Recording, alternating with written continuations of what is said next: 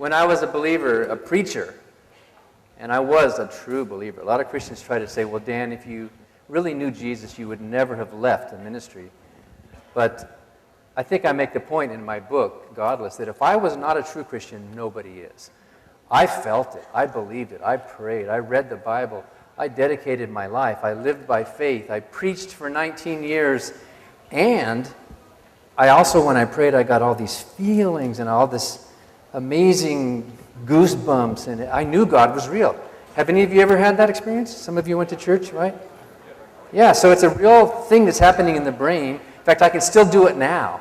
I won't do it right here, but I can still go out behind the barn and speak in tongues and all this. Whoa. Some of you don't know what the heck I'm talking about, right?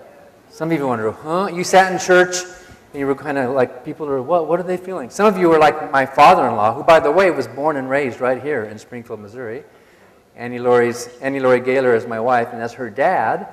And his mother was Christian church. His parents were Christian church. She said she never saw a church she didn't like. Oh, what a beautiful building.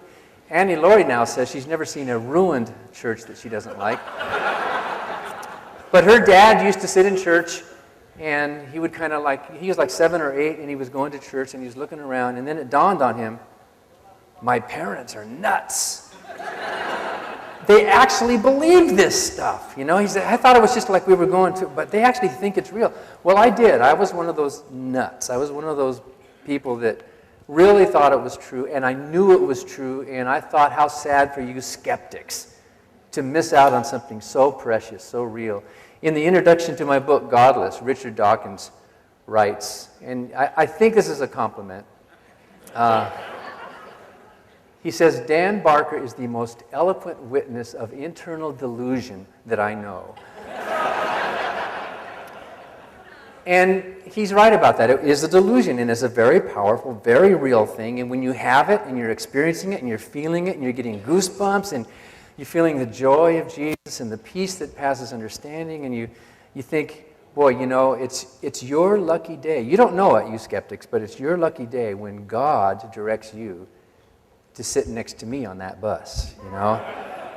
I was that guy. You've all met the guy. And it was powerful. It was life-changing, and I spent 19 years preaching. And all the while, I didn't realize that goosebumps are not evidence of the Holy Spirit. Goosebumps are evidence of evolution. Did you know that? Why do you get goosebumps? What good are they? Yeah, but what good are they to us? They're no good, right? Is that called an atavism or whatever? Our hairier ancestors used the fur, would fluff up for thermal control, or to look larger to scare off a predator, right? You're being attacked. You've seen animals do that. So we get these goosebumps, not because they do us any good, but because they did our ancestors some good. There's one evidence of evolution right there. But I used to think it was the Holy Spirit was powerful and real, and I thought, how sad. You people, you don't know what you're missing out on. Why would you not want to participate in something so beautiful, so real, so powerful, so amazing? And I understand the feeling of those who are out preaching, because it's a very powerful, real experience in the mind. And I know atheists who doubt. I know there are atheists who think that we believers were just pretending. You know, oh, you were just talking yourself into it. I wasn't just pretending. The brain was doing something. And I think, I'm not an expert, and maybe somebody can study this, but I think, you know how all these characteristics that we have vary across the population, and it's good that they do for species survivability. Your height, your skin color, your eye color, your metabolism, your musical abilities, different things that we all vary from. I think this thing that we might call susceptibility to mysticism varies also. My father-in-law and James Randi never felt a thing. I had breakfast with him in Denmark last year, and I said, hey, James Randi, you're a magician. Can you make religion disappear? And he nodded his head and quickly said, yes, I can, but you can't afford it. So if we could afford to raise the money and have James Randi. But Richard Dawkins, who put on the helmet, actually, nothing, right? Other people put on the helmet. Oh, you feel it and you see it. Well, I think I happen to be one of those people that's way over here on this tail end of that, whatever that curve is.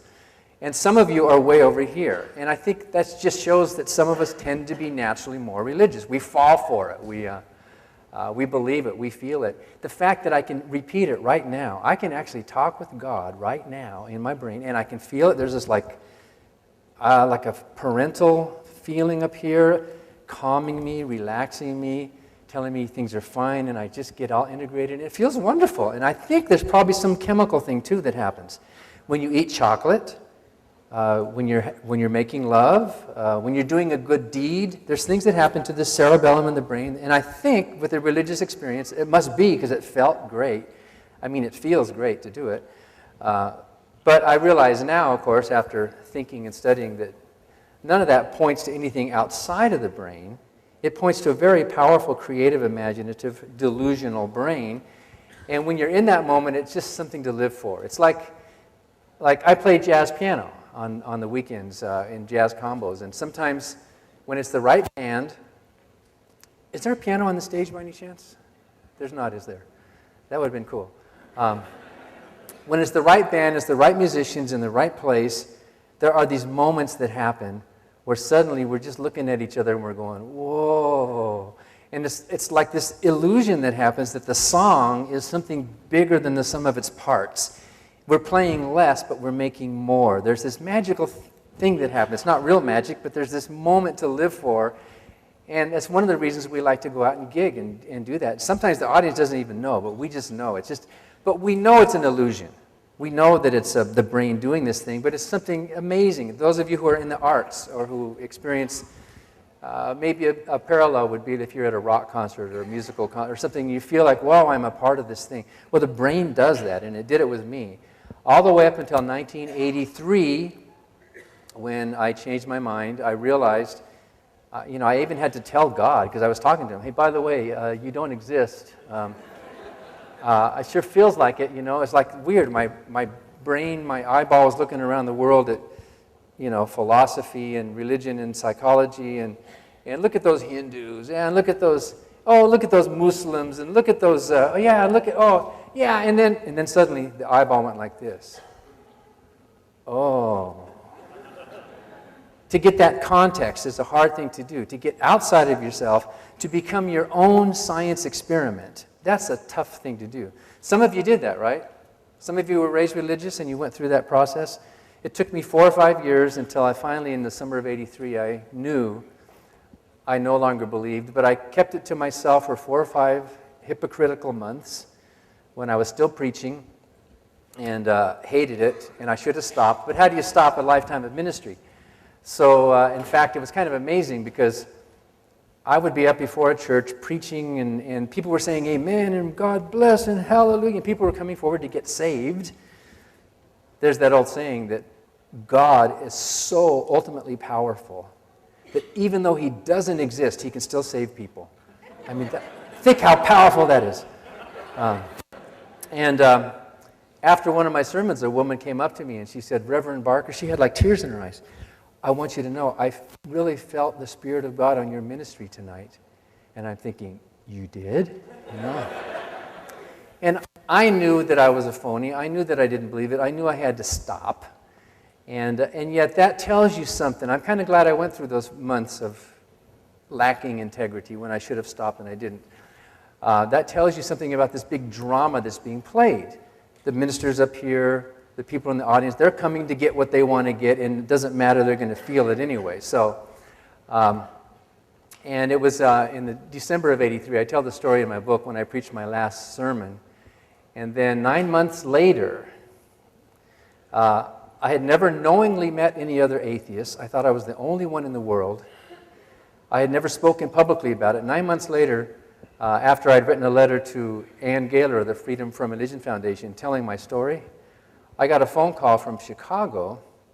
This woman says she's a producer of a talk show with a host named Oprah Winfrey, and could you come on the show and tell us your story? And I said, well, that would be kind of fun. So I did. I flew to Chicago. I was in Los Angeles. And I met Annie Laurie and Ann that day. In fact, we have a videotape of the day we met. It's kind of neat. We showed our daughter, Sabrina, And there's a moment there where you can see me and Annie Laurie kind of checking each other out, just kind of. And Sabrina was laughing when she saw that, because the day her parents met, she was laughing, not that we were so young looking, but that audience. Oprah had packed that audience with Bible thumpers, and people were calling Annie Laurie a witch. And I was really enjoying it. That was not only the first time I had publicly spoken about my atheism, groping for words that now come really easy, but I was just thinking it through then, And, but I'd never spoken before a hostile audience either. And there was something energizing about that. I just love talking before a hostile audience. There's just something about, it's just, 2 weeks ago I did a debate in Minnesota with a Muslim. His name was Hamza Tzortzis. And I started the debate, and more than half the crowd at the University of Minnesota were Muslims. I started the debate by saying, you Muslims say, there is no God but Allah. And I have to admit that I agree with the first 2/3 of that sentence. Monday night I debated Father Lucas in Corvallis, Oregon. That was my 98th public debate, by the way. I did my first one in February of '85, and I'm aiming for 100 now, so I think I'm going to get there. Father Lucas, it was his first debate, and that audience was at least half Catholic. It was the Socratic Club, which was started by C.S. Lewis. It was one of these Christian groups. They called themselves the Socratic Club. And there were at least, 8 or 10 other priests out there in the audience with their collars, and a bunch of nuns, and one nun about the 4th row with blue. She, the whole evening, she was glaring at me. And then she was just...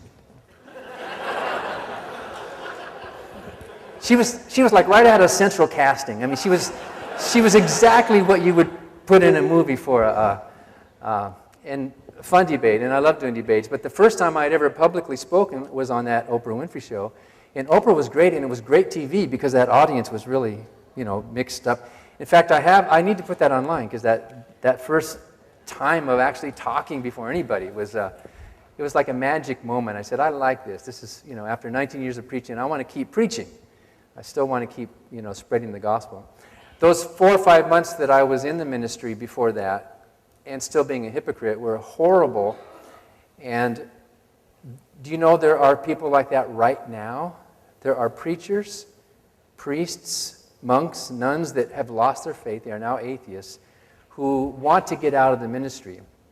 And over the years, I've collected stories of former clergy. I have about 25 or 30 friends who used to be preachers who are now out. And a few years ago, one of them from Norway, Levi Fragel, said, why don't we start a group of some sort of former preachers or preachers? Well, then Daniel Dennett and his colleague Linda Lascola last year, you may have seen the study they came up with about atheists in the pulpit.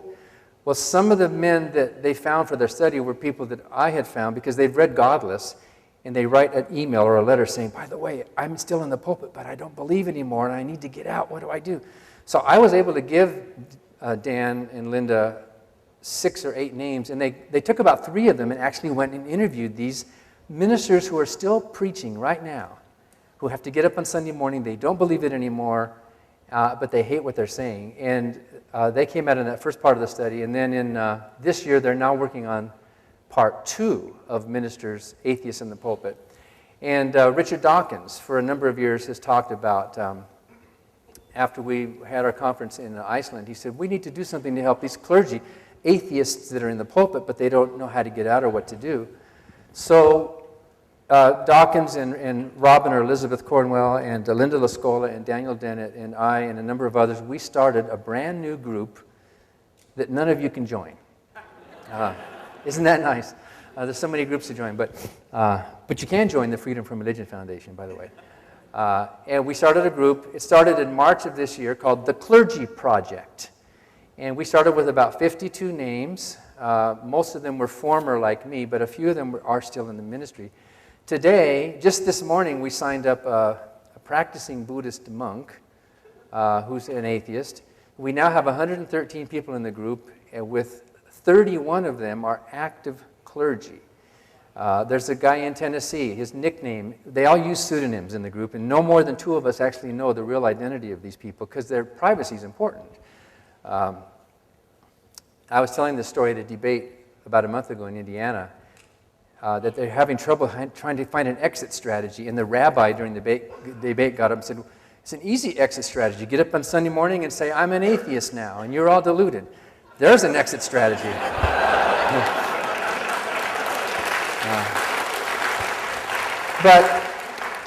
But it's really sad. These guys, and there's some women too, they want to get out, and it's a timing thing. It's an issue of income, health care, children to support. Who's going to hire somebody with a divinity degree in this economy? What are you going to do? How do you change? So those of us who did make it out, we call ourselves alums or former. We are there in this secret invitation-only community called the Clergy Project. And Richard Dawkins put up a lot of money to actually make the webpage, and it's a pretty neat place.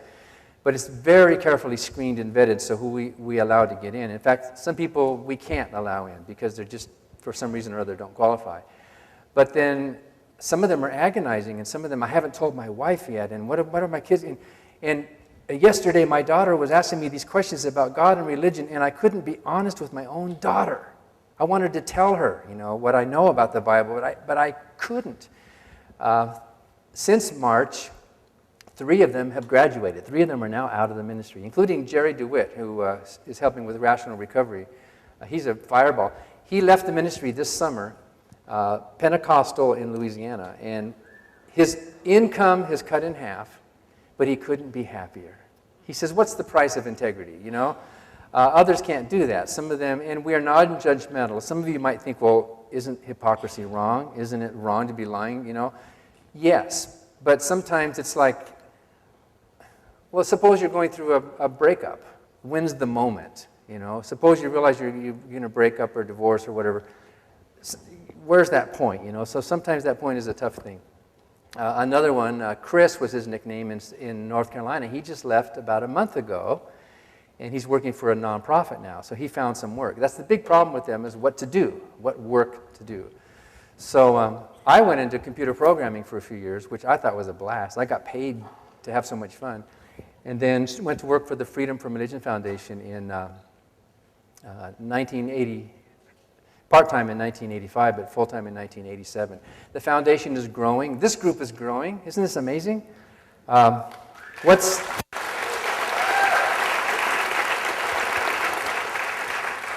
The Center for Inquiry Campus Groups, the Secular Student Alliance, has what, 300 and how many, Sarah, do you have? 309. Okay, groups that are just spontaneously popping up all over the country. In Australia, there's a new group, it's a year old, of campus free thought organizations. And a lot of them thought they were the only one. They realized, oh, there's others? It's kind of neat. This is a bottom-up kind of movement. It's a we the people kind of thing happening here. None of you were forced or asked, or it wasn't like some pope or some atheist missionary came to your house and, or some bishop of agnosticism. You saw it on TV. It's just us. It's just our own thoughts. And with me, that's the way it was. It was just my own thinking. And when I became an atheist, I didn't even like the word. I didn't know if I would like any other atheists. I didn't care. I just wanted to follow the facts wherever they lead. So I did my first debate in '85 with Rubel Shelley, a Christian church out of Nashville, non-instrumental. I did the same thing. I went up on his stage and said, where's the piano? And it was one of those churches where they don't have music in it. And enjoy, I guess once a preacher, always a preacher. We're all like that. I used to think the good news of the gospel is that for God so loved the world that he gave his only begotten Son, that whosoever believeth in him should not perish but have everlasting life. You know what verse that is? John 3:16. You know more than most Christians already, you guys. And I used to get up and think that's the great news. I wanted to save one more soul before the world ended, to keep one more of you from going into hell. If somebody was standing out in the street and they were blind and a truck is rushing toward them, wouldn't you go out and grab them and take them out of harm's way? Well, that's how I saw my ministry. The world's ending, hell is real, and you people, don't you want to be taken, don't you want this great message, this great news? I mean, why would you not want something so wonderful? I used to work with Catherine Kuhlman, the faith healer, and I saw healings. I saw miracles. Who could possibly deny the power? But I now realize that the supposed good news of the gospel is really just solving a problem of its own making. It's like, how much respect should you have for a doctor who runs around cutting people with a knife so he could sell them a Band-Aid? You know, I mean, that's kind of what Christianity is. You are rotten. You are doomed. You are horrible.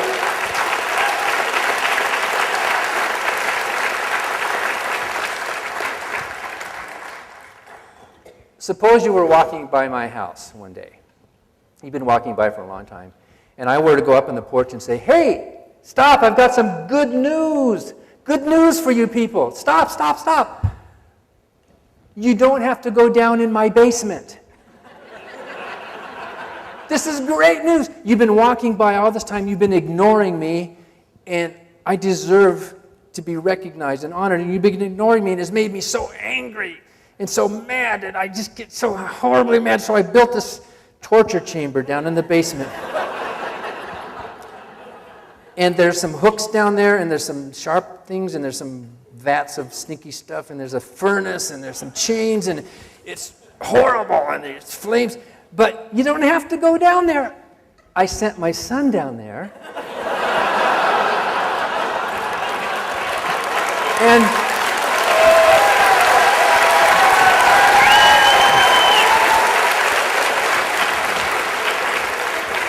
And it was gruesome. I tell you, it was really horrible. But that satisfied my anger. And now his blood was shed, and now you're free. You don't have to go down. All you have to do, come on up here. Just come up and tell my son that you love him, hug him, and then you can move in with us. We'll live up in the attic, and you can tell me how great I am. You can just tell me how much you love me, and we'll do that. Won't that be great? So would you keep walking? And I really thought this was wonderful news. I mean, who would not want to hear this good news of the gospel?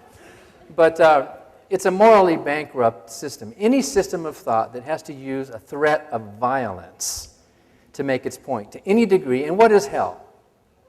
It's a threat of physical violence. In the Quran, it's even worse. Have you ever heard people say, what if you're wrong? You know, like Pascal's wager. What have you got to lose because what if there is a hell? Well, with that kind of thinking, this Pascal's wager kind of thinking, what you should do is pick the religion with the worst hell in it. Because you should pick Islam. Because what if your Christians die and that's what have you got to lose? In the Quran, which I read again in 2 different English translations for this debate I did, hell is this, it depends on what verse you read. Sometimes it's a freezing place, sometimes it's a hot place, but we infidels, and I told this to Hamza, I said, just because I disagree with you, because I am not faithful to your God, the skin's going to burn off my arms, and it's going to be horrible, but Allah's going to come and grow it back again so he can burn it off again, and again, and again, and again, forever, while you Muslims, you faithful believers, are going to be sitting up on these purple couches under the fig trees with these dewy-eyed maidens sitting next to you, and you'll be looking down at us and laughing. That's what the Quran says. You'll be laughing at us for that. And I said, and you're trying to tell the world about morality. You think you have a moral system, right? In fact, I debated a guy a couple years ago in Colorado, a Muslim imam. And when I told that story about the skin and the Muslims will be looking down laughing, in front of that whole crowd, he went. He did. He was happy about that. He thought it was a great thing that I was actually preaching his book, The Threat of Hell, The Fear of Hell. So in debates that I do on morality, last Monday was morality. Father Lucas was arguing that there has to be an absolute basis for morality. He argued that there has to be an absolute basis, but he never said what it was or how you decide moral questions. He never did that. He just said there just has to be. And in my opening statement, I at least gave one humanistic way of actually making moral decisions. yeah, and so he failed to make that point. But apparently, according to Father Lucas and many believers, morality is from a list of rules. It's a bunch of commandments. You follow the orders. That's how you know what's good. This father figure in my brain is like what a toddler feels. Tell me what to do, Daddy, Tell me how to live. And in one of Dawkins' books, he points out that he thinks that with many people, religion is just a form of retarded or arrested development, because you never get out of that toddler stage, that sort of pre-conventional stage of morality where you just need to be told to you all the time. Supposedly the 10 Commandments, the great, wonderful gift to our species that was never seen. In fact, you couldn't even look at it unless you were a Levite. You couldn't even know it was there in this ark. God supposedly wrote with his finger. It says in the Bible, he wrote the finger of God on this tablet. Moses got mad and he busted him, so he had to go back and make another set. But if that's such an important thing, why didn't God, engrave it on the moon or something? Here's the rules. Here's how you must live. But those rules, in the Big Ten, of course, the first 4 have nothing at all to do with morality or how we treat each other. The Sabbath, for example, is one of the rules. Honor the Sabbath. Because God's, for some reason, the number 7 is important. Who knows why, but it's important to God. And so one day out of 7, maybe because of the phases of the moon. The Bible tells us what happens if you don't honor the Sabbath. There was a man in the book of Numbers, and I used to preach from this book, and I didn't see it like this, but there's a man, the Israelites spotted this guy outside the camp. You know what he was doing? You know what horrible crime he was doing? He was picking up sticks on the Sabbath. And so what do we do with this guy? Who knows?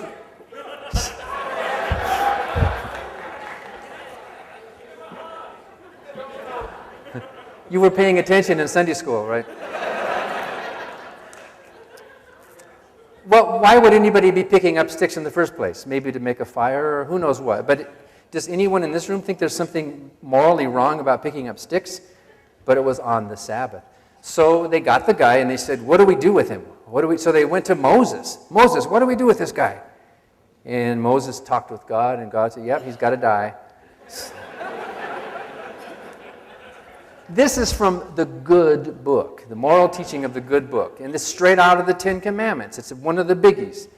So they took him outside and they stoned him to death with stones that he died. Why did they phrase it like that? But anyway, they could have just said they stoned him to death. But the 10 Commandments were so important. There's a story in 1 Samuel 6. For a while, the Philistines had captured the 10 Commandments, kind of like capture the flag, They grabbed it and they took it to they're more to the west. And they had this thing for, I forget how long, 6 months or a year. But it bugged them because then all these plagues were happening to them. And they thought, oh no, should we really be careful what you wish for? They had this holy, the 10 Commandments in the Ark of the Covenant it would be like our Constitution. You know how it would be like it would be like the most precious thing of any country. And it was stolen from the Israelites. And the Philistines had it.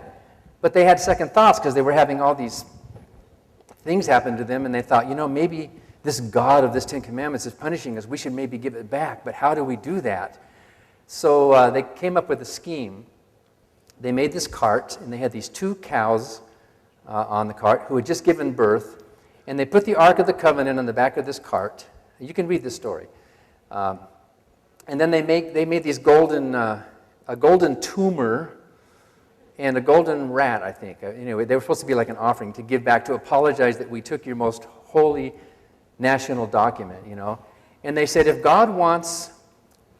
there really is a God and he wants the Israelites to have their precious 10 Commandments back, well then instead of the cows going to their crying babies, like any cow would do, the cow will take it back. Well, it did. The cow started heading straight back to the Israelite area. And as it approached this one village, I guess it was, or town, it's called Beth Shemesh, which actually means the house of Shamash, which was a Babylonian god. So maybe the reason why the Israelite Jewish writer wrote that was to get back at that pagan god, but we don't know for sure. But here comes this cart pulled by these cows with this thing on the back of it, and there's these farmers outside, and they're looking and they're saying, what's that? What is that? And as it gets closer, What is that? Praise God. Look, it's coming back. The Ark of the Covenant with the 10 Commandments that tells us all how to live. It's coming back. They were happy. Who wouldn't be happy? They'd be like, wow, this is great. This is what we're all about. It got closer and they looked and it is the 10 Commandments. So they broke up the cart and they built a fire and they killed the cows to sacrifice the cows to God, because God needs to have smoke in his nostrils, the Bible says. And they were just really, really pleased, and they were praising and worshiping because now it came back. And you know what God did? You know what happened? He killed those farmers. Why? They weren't supposed to touch it and look at it. They weren't supposed. And some scholars think, well, this was just, the story was made up to keep people from looking into the ark because everybody knew there's nothing there. I mean, don't look, right? It's empty. Because why don't we have those stones now? Where are those tablets? You know, and wouldn't that be something that they would have and could have preserved, or what? But and then it says, not only were those 70 people, so 70 farmers killed, but 50,000 people in Beth Shemesh were also killed. 50,000 people. Well, that's one of the ways we know the story's a myth, because there was no town in that area at that time in history that had 50,000 people. Jerusalem was the big town in that area. It had maybe 4,000 to 6,000 at that time. Some scholars think that 50,000 was a translation error. It was really just 70. It's not so bad. God just killed 70, you know. But if it is a translation error, what does that tell you about the reliability of the Bible? Right there. So,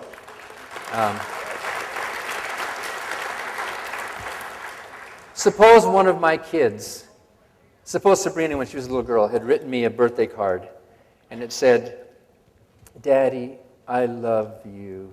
And she spelled the word love, L-U-V. And suppose I were to say, "Sabrina, you made a mistake. And besides, you call me father, not daddy. That's disrespectful. You need to call me father. This is how you properly show your respect for your parent." 50,000 people in Springfield have to die.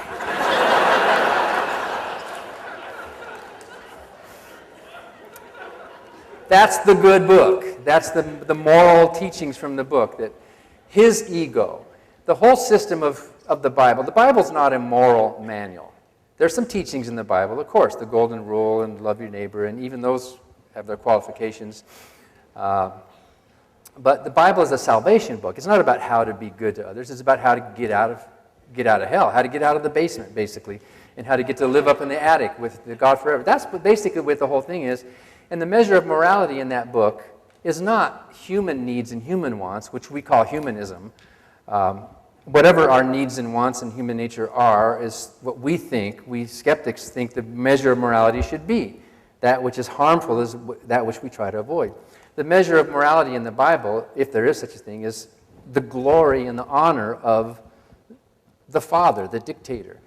If I told Sabrina when she was a little girl, you shouldn't run out into the street, stop. And we all do that as parents, right? Because humans go through moral development and we think things through. And human babies are born way premature compared to others. So we need at least a few years of the parental guidance and for the brain to develop in all these ways, in language and in moral development stuff. So, and suppose Sabrina said, "Well, why shouldn't I run out in the street, Daddy?" And I were to say, "Because I said so. I'm your father and you must respect me. And if you run out in the street, you are disobeying my orders and that offends my ego. You should never do that." Is that the basis for morality? The ego and the will of the parent figure? Is that why we're supposed to be good? Well, if you're a 1-year-old and a 2-year-old, you kind of feel that way, don't you?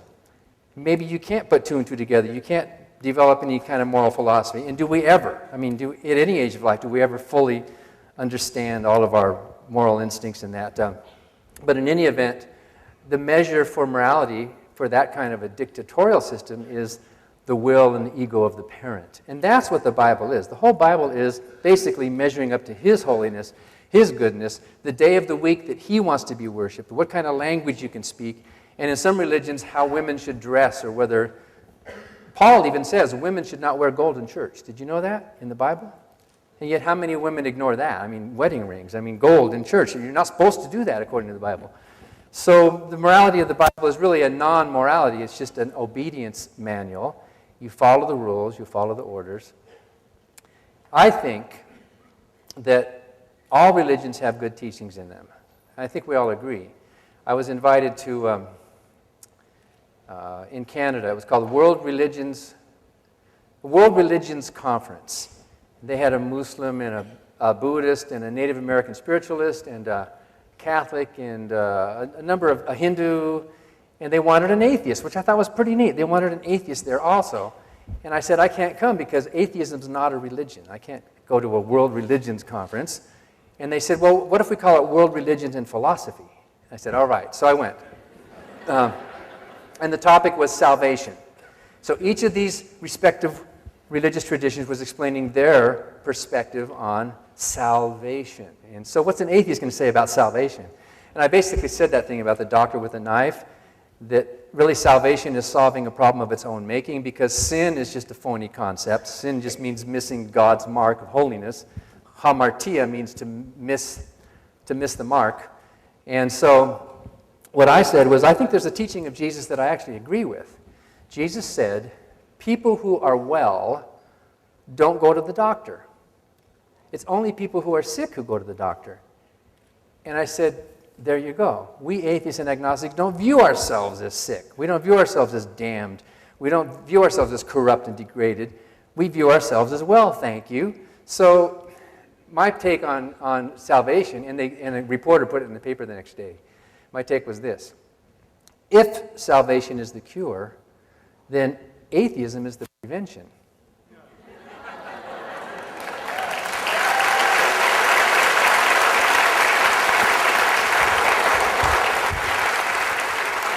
Just don't get sick in the first place. Just don't think that there's something wrong with you. So you see these preachers that come up to you and they imagine there's something wrong with you and you know there's something wrong with you, right? Because they think the whole human race, original sin, or whatever you want to call it, as in Adam all die, so in Christ shall all be made alive, that we are all infected with this imperfection. We can just hold our heads up and say, you're the one with the problem, not me. I'm not. Why are you preaching at me? I should be preaching at you. There's a better way. Although perhaps there are some people over on this end of the bell curve who are still morally maybe needing a crutch. Maybe, I don't know. I mean, would we rather have an alcoholic sober than not believing that there's a higher power? I think we would. We'd rather have them, even though we think the higher power is just here, not outside of the universe. If some people are like that and they need that, well, then we're not a threat to them. It's not like we're barging into their churches and dragging them out of their pews. Our organization doesn't do that. I think we see across all the religions a sort of common humanity is what you see. If any of us, religious or not, are going to judge all these religions, by what measure are we judging? We're judging it by something outside of the religions. We say, oh, that's a good religion, that's a bad one, that's a good one, that's a bad one. I like that one, I don't like that one. And you'll see a commonality. You'll see, surprise, surprise, a religion talks about peace. Like it's a big thing. This religion introduced this concept. Love, community, sharing, cooperation. Those things are not religious values. Those are human values. And the fact that they show up across almost every religion shows that they are something that transcends the religions. Those values that are good. The Golden Rule wasn't unique to Christianity. We all know that. The prohibition against killing in the Ten Commandments, it wasn't like the human race was so stupid. We're sitting, should we kill or shouldn't we? We need somebody, there's something wrong with killing? Oh, I didn't know. It's like we're so stupid. We needed these tablets. And by the way, when I drove to Corvallis, last week to do that debate, I drove along the Columbia River. I had a whole day Sunday to just drive and see how that gorge, how beautiful it is. And I just read in Scientific American that now we think Native Americans were on this continent not just 12,000, but 15,500 years ago. It's been pushed back. Well, that Columbia Gorge was cut about 15,000 years ago. So there might have been human observers of that entire gorge being cut that whole time. I bought a necklace for Annie Laurie, a green gaspite necklace, which was made by a Native American. Donna Tracci was her name. And she comes from an unbroken line of people who have lived in that area on this continent at least 10,000 years before the Israelites invented the Ten Commandments. They were on this continent living, and I asked Father Lucas, are you trying to tell me that those people didn't feel love for their children? They didn't have altruism. They didn't have empathy. They didn't understand cooperation and sacrifice and giving. They didn't grieve over deaths. They didn't have natural human instincts toward compassion and goodness. How dare you insult the human race by saying that it was only a couple thousand years ago that we somehow learned what it means to be moral? So if you subtract out of all these religions those common things that we would call good, and we're calling them good by human measure, by measuring against humanity, whatever those things are, if you subtract them out and realize those are human values that we all possess, either instinctively or sometimes rationally through a moral process as we get older, what are you left with? You're left with purely religious teachings, not just moral teachings, but with religious teachings. The Atlanta Journal-Constitution has a weekly page called Religion and Ethics, admitting that there's a difference. So if you take out the ethics, take out what's common to all of us, what you're left with are religious teachings like what day of the week you should worship, how women should dress, what kind of language you can speak, what kind of rituals you'll do. You're left with religious teachings, and religious teachings are not moral or even immoral or amoral. Religious teachings are usually just divisive. They are markers, the in-group versus the out-group. They create an unnecessary source of social conflict. In a world where there's already plenty of reasons for conflict, religion tends to make this artificial thing, the saved versus the damned, the chosen versus the Gentiles, the born-agains versus the, then we are the inside. And I felt it. When I was a preacher, I felt it. We born-again, evangelical, Bible-believing Christians, we had something special. We are the full humans. And everybody else is lacking in some way. The rest of you are somehow, something's wrong with you, skeptics. Something's wrong because you're not embracing the fullness of life. And so I even felt that dynamic. When I was with other Christians, I felt relaxed and welcomed, and I think it happens in all cultures. Jews with other Jews. I play, some of the bands I play in, we play at bar mitzvahs and at weddings, and you can see that community and that love that Jews have with other Jews. There's that bonding that's kind of neat when you that group tribal thing, but what it does is it sets up an in-group versus out-group, and religion by itself, separating out all the good values, is not good. Now I'm going to give you a math quiz, okay? See if you can dust off your high school math. This is going to be a tough equation that you need to solve. Religion plus good works equals good works. Now solve that equation. Good works is good works. And even we atheists and agnostics, we admit that people should be judged by their actions. We don't care if somebody believes in God or wants to stand on their head and pray in tongues to Mother Goose or whatever they want to do. It's a free country. In our organization, we are often joined by believers, good believers. I think most Christians, most Muslims, Jews are good people.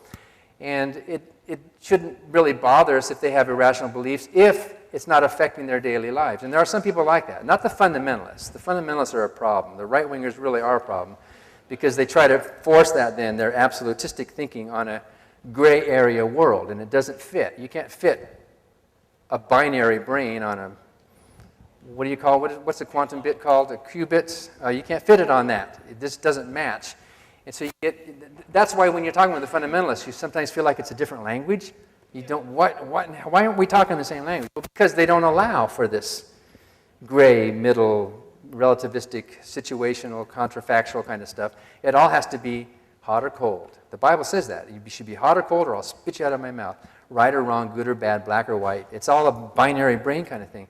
But most Christians are not like I was. Most of them are more in the middle and more liberal, and they're good people, and we march shoulder to shoulder in civil rights marches and gay rights, abortion rights, birth control. You'll find, in fact, that's one of the evidences that an absolutistic revelation morality doesn't work, because take any social issue of the day that we're struggling with right now. Doctor-assisted suicide, stem cell research, abortion rights. What are some of the others? Gay marriage, and what else? The war. You find devout, church-going, Bible-believing Christians on both sides of those issues, don't you? You find them marching on both sides. And Paul wrote in the Bible, God is not the author of confusion. But can you think of a book that's caused more confusion than the Bible, you know?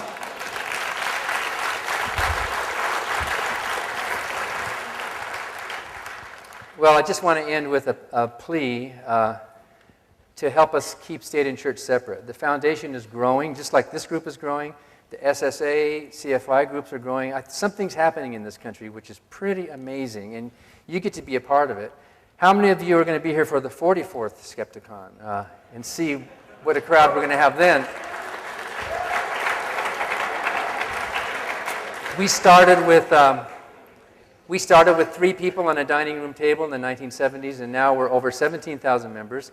We just hired our 4th full-time attorney, Andrew Seidel, who's from Colorado, and he's really excited to be working as an attorney on state church. He just started He started on Halloween Day, actually. And our staff is over 13 full-time plus a bunch of part-time. We don't have room. We have to either move or expand the building, and we're in the process of trying to decide what to do. But with a larger legal staff, and we usually have 2 to 4 interns as well, we can accomplish a lot more, such as getting that arm cut off the water tower cross in Whiteville, Tennessee, stopping football prayers over the loudspeakers in Bell County, Kentucky, and DeSoto County, Mississippi, and stopping prayers at council meetings. And many of our victories you don't have to go to court on. Our attorneys now know that we can stop a lot by just sending a letter and informing them. In Hamilton County, Tennessee, where Chattanooga is, we sent a letter to the superintendent saying, by the way, they shouldn't be praying at high school football games, and here's the reason why. This is a slam dunk. It's already been decided. This is the Supreme Court. You can't take it to the Supreme Court because it's already been taken. So the superintendent of the schools looked at the letter and said, they're right, and conferred with the district attorney, who said, yeah, they're right, we can't do that. Besides that, we have a policy that says they can't do that. So he sent a memo out to all the schools saying, no more prayers over the football game loudspeakers. And boy, did that cause a firestorm. You can imagine. People the next Friday went down to the Ray County versus Hamilton County, or whatever the school, and they didn't like prayer being taken away. So a whole bunch of parents ran down to the 50-yard line and said the Lord's Prayer. Really, we're going to pray anyway. They wear all these T-shirts, and they don't understand. We don't care about that. That's free speech. Do that. Like in Whiteville, where Steve was telling me in Whiteville, when we won that thing about the cross and the water tower, that all these people are putting crosses in their front yards, like they're going to show us.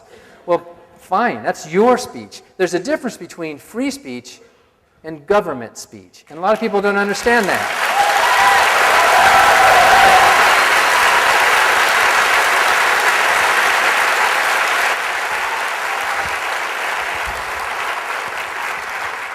So if you see a violation in your area at any level, from the high school principal to the mayor or to the county executive, you can contact us, and a lot of the homework's already been done. A lot of the legal precedent, we have template letters all ready to go that we can just sort of fill in the blanks, because the same things happen over and over and over again. And maybe you're afraid to be identified in your town, but we can at least say we have members in that area complaining about it, and often it stops it. Last year, our legal staff sent out about 490 letters, just letters, without going to court. We also are in court on a lot of issues. I don't have time to tell you about the parsonage exclusion, that ministers of the Gospels don't have to report their housing as an income. It vastly lowers their tax liability. We're suing over that because we think it's unfair. Why shouldn't other nonprofits like us or the Red Cross or other groups, why shouldn't they, who are doing good works, also benefit from that? So,